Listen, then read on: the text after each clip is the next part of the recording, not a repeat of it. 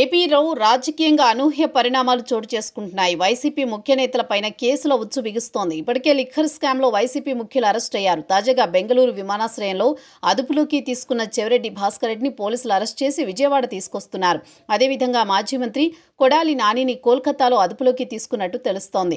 కొడాలిపై పలు కేసులున్నాయి. లుకౌట్ నోటీసులు జారీ చేసిన పోలీసులు కోల్కతా విమానాశ్రయంలో అదుపులోకి తీసుకున్నట్టు సమాచారం. వైసీపీ మాజీ మంత్రి కొడాలిపై ఇప్పటికే లుకౌట్ నోటీసులు జారీ అయ్యాయి. వైసీపీ హయాంలో కొడాలి అక్రమాలకు పాల్పడ్డారనే ఫిర్యాదులున్నాయి. కూటమి అధికారంలోకి వచ్చిన తర్వాత కొడాలి నాని పైన కేసులు నమోదయ్యాయి.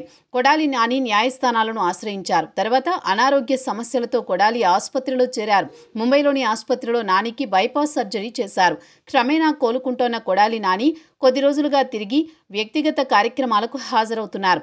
కొద్ది రోజుల క్రితం ఓ వివాహ వేడుకలో హాజరైన నాని ఫోటోలు వైరల్ అయ్యాయి. అదే సమయంలో కొడాలి నాని పైన లుకౌట్ నోటీసులు జారీ అయ్యాయి.